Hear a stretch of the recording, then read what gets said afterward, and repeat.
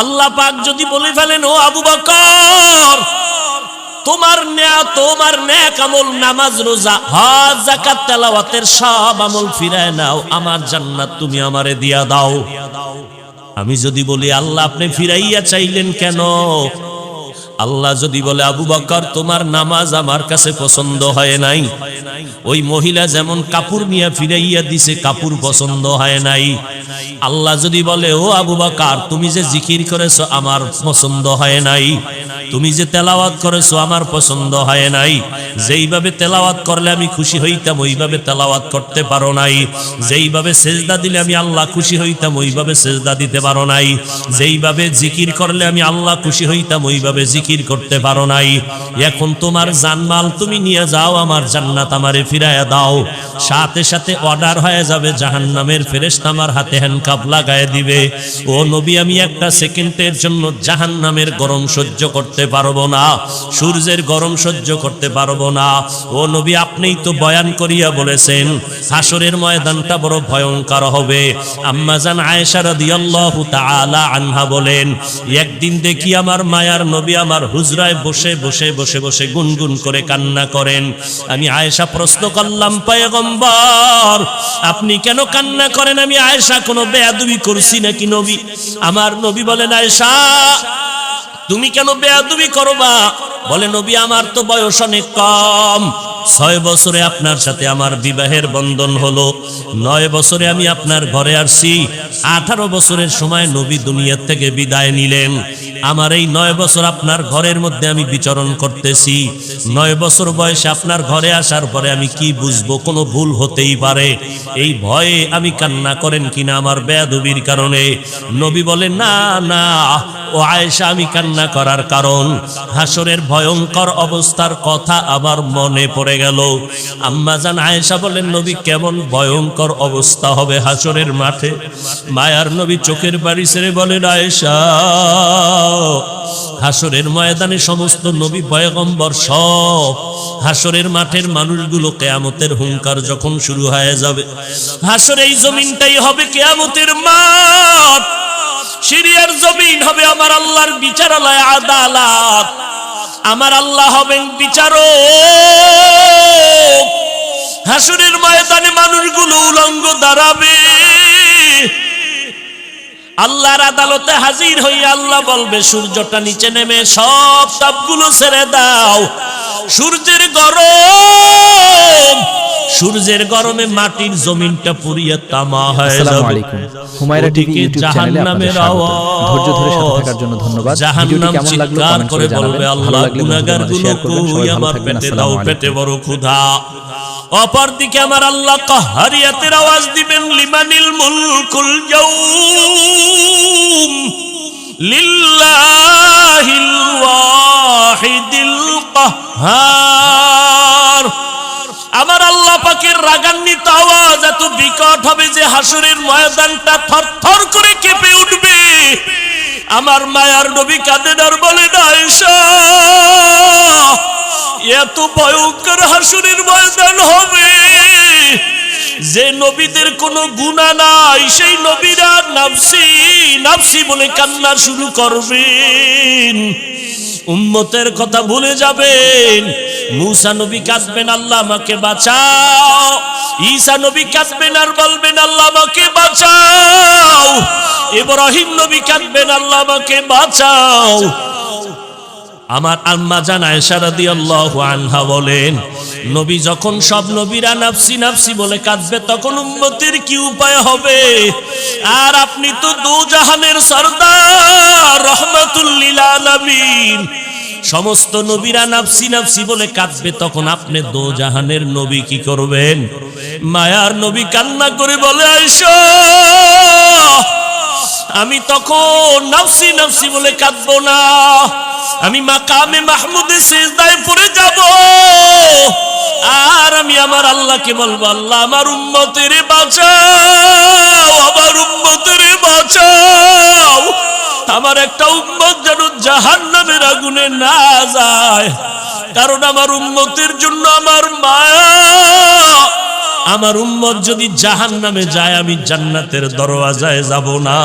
আল্লাহ বলবেন নবী আপনি মাথা উঁচু করেন, আপনার উম্মতগুলো বেছে বেছে জান্নাতের দিকে নিয়ে যান।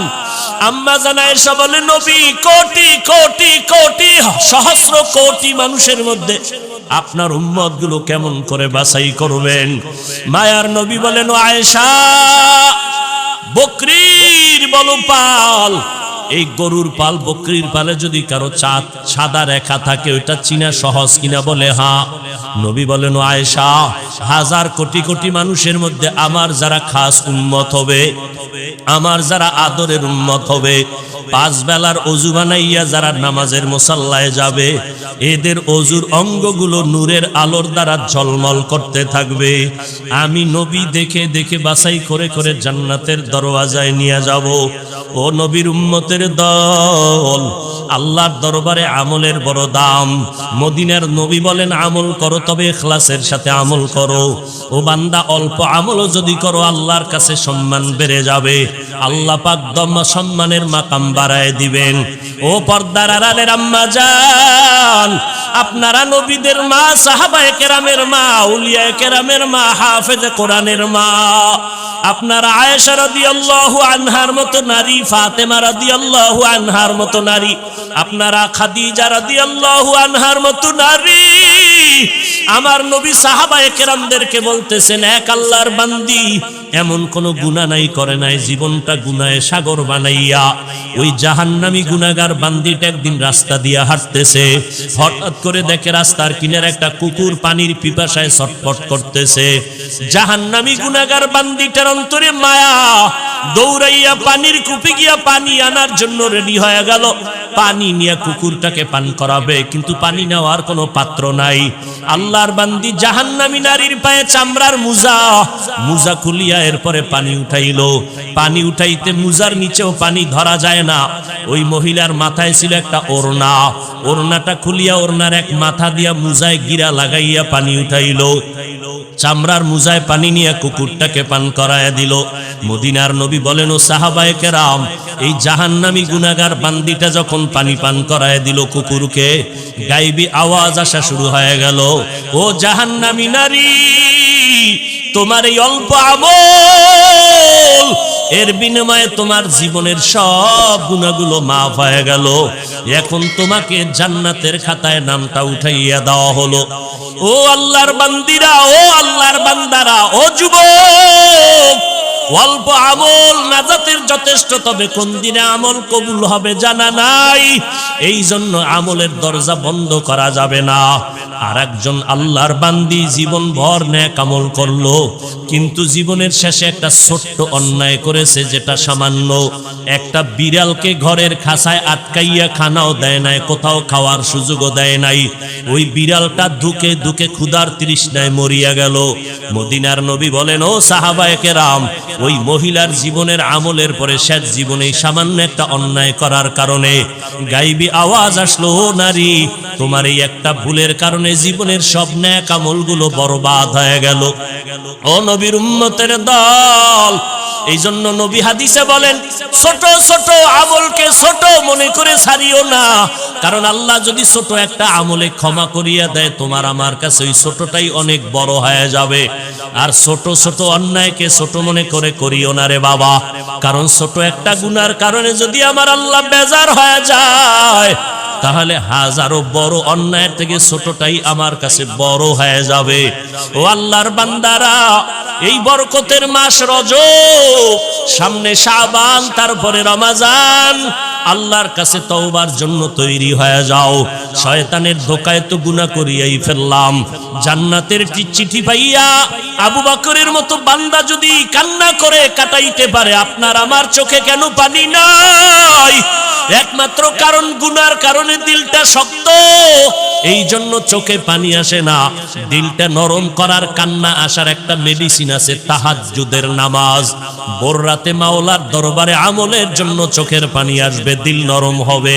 কারণ আমার আল্লাহ জোহর, আসর, ফজর, মাগরিব, এশায় প্রথম আসমানে আসেন বলেন নাই। আল্লাহ বলেন আমি এমন একটা রাত নাই যেই রাতে প্রথম আসমানে আসি না। সেই রাতের প্রথম ভাগ, মাঝের ভাগ না শেষের ভাগে আমি প্রথম আসমানে আসি। আল্লাহ তো আসেন না, কুদরতের নজর দিয়া তাকায় থাকেন। কোন বান্দা আমি মাওলারে ডাকতেছে এই ভোর রাতে? আমার আল্লাহ কয় বান্দা তোমার কি প্রয়োজন বলো, আমি দিয়ে দিব। সাহাবায়ে কেরাম যদি ভোর রাতে কাঁদতে পারেন, তাহাজ্জুদ পড়তে পারেন, আমরা কেন পারি না? ও যুবকেরা, স্কুলে পড়ো, কলেজে পড়ো, চাকরি করো, মোবাইলের গুনাহ থেকে মাওলার কাছে পানা চাও। মোবাইল থেকে নিজেকে হেফাজত করার চেষ্টা করো রে বাবা। আমার মাওলার কাছে কাঁদো, আর চোখের পানি ছাড়ো। মা বাবার দোয়া নিয়ে সামনে আগাও। মা বাবার দোয়া ছাড়াই চেয়ারেও বসতে পারি নাই।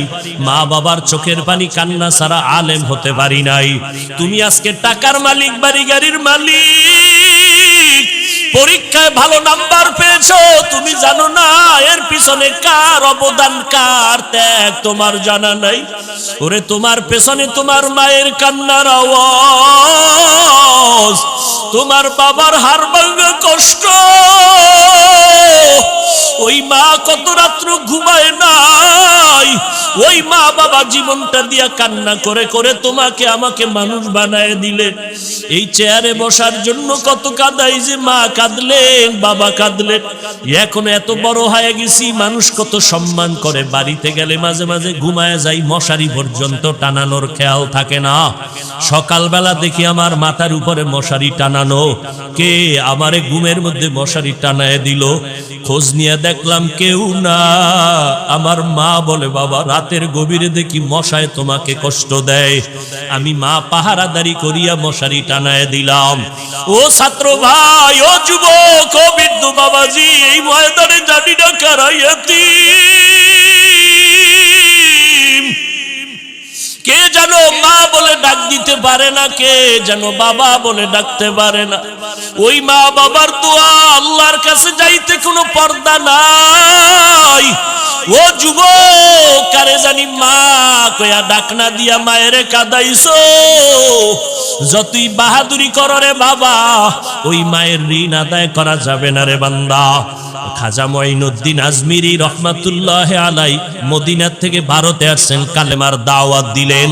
প্রায় 90 লক্ষ, কেউ কম বেশি বলেছেন, বিধর্মী মুসলমান হয়ে গেল তার হাতে খেদমতের দ্বারা।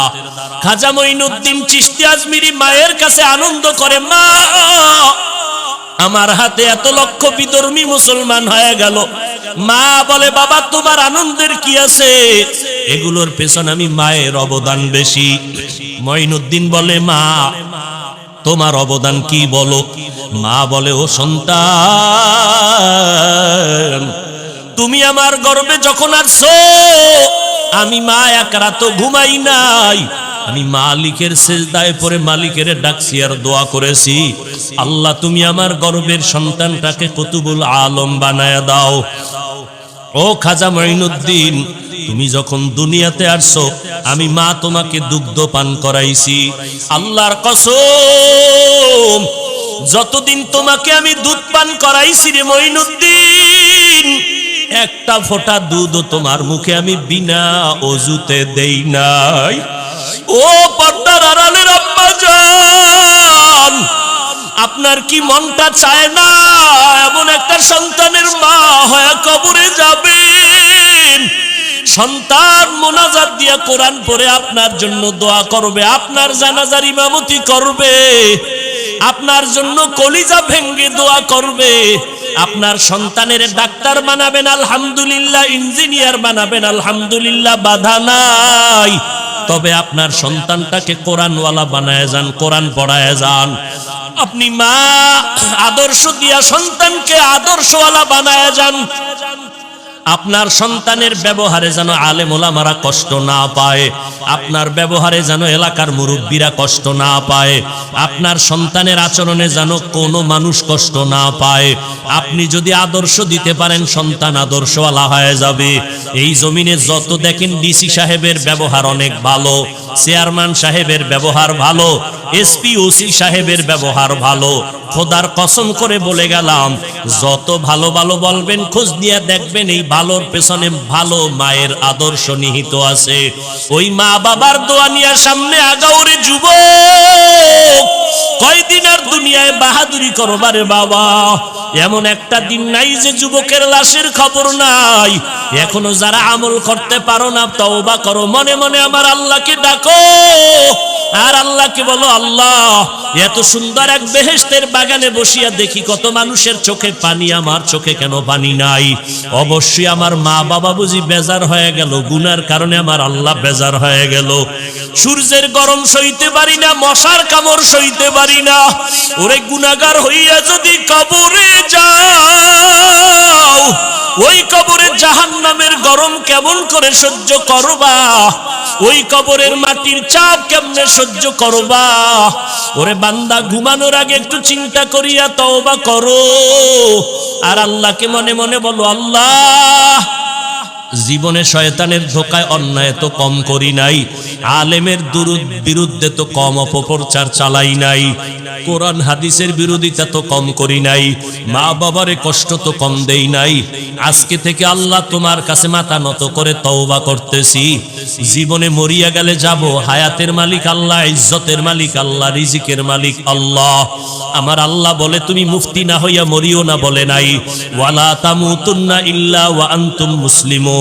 আল্লাহ বলেন, মুসলমান না হইয়া কবরে আসবা না, বক্তা না হইয়া আসবা না বলে নাই, শাইখুল হাদিস না হইয়া মরিও না বলে নাই, মুফতি সাহেব না হইয়া মরিও না বলে নাই, doctor professor engineer chairman MP না হইয়া মরিও না বলে নাই। আল্লাহ বলে, তোমার মাওলানাগিরি, মুফতিগিরি, শাইখুল হাদিসগিরি, বক্তাগিরির দাম আমার কাছে নাই, তোমার চেয়ারম্যানগিরি, এমপিগিরির দাম আমার কাছে নাই। আমার কাছে একমাত্র দাম হলো তুমি মুসলমান হইয়া আসো। মুসলমান হওয়া, ডাক্তার হওয়া, বক্তা হওয়া বড় সহজ, মুসলমান হওয়া বড় কঠিন। পীর হওয়া বড় সহজ, মুসলমান হওয়া বড় কঠিন। এই জন্য আল্লাহ মুমিনকে বলেন, মুসলমান হইয়া কবরে আসো। আল্লাহর কাছে মুসলমান হইয়া হাজিরা দেওয়ার জন্য নিজের গুনাহমুক্ত জিন্দেগি তৈরি করা লাগবে। আজকে থেকে তওবা করে নিব, মরিয়া গেল নামাজ ছাড়বো না, বেপরদায় চলবো না, দাড়ি কাটবো না, আর কোনোদিন জবান দ্বারা গালি দিব না, মিথ্যা বলবো না, গীবত শিকায়াত করব না, ওলামায়ে আহলে হকের পরামর্শ নিয়ে চলবো, মা বাবার খেদমত করব, দোয়া নিব, নবীজির সুন্নতের উপরে মজবুত হয়ে চলবো। আল্লাহ আমাদের সবাইকে খাঁটি তওবাওয়ালা জিন্দেগি দান করেন, তওবার উপরে মজবুত হইয়া চলার তৌফিক দান করেন, আমিন।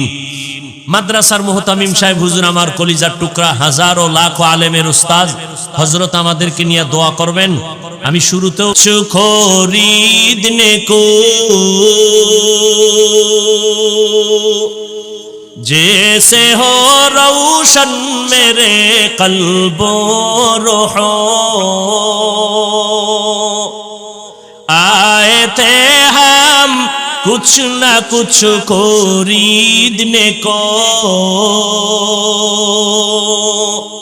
जैसे हो रोशन मेरे कल्बो रूहो, वरना कोई चारा दो जहां में नहीं, वरना कोई चारा दो जहां में नहीं। जिंदगी में बंदगी तू कर नहीं, जिंदगी में बंदगी तू कर नहीं, जिंदगी में बंदगी शर्मिंदा है, जिंदगी में बंदगी शर्मिंदा है।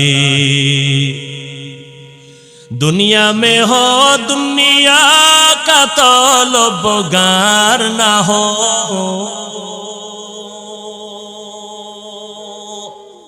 बाजार से गुजर हो खरीदार ना हो दुनिया में हो दुनिया का तलबगार ना हो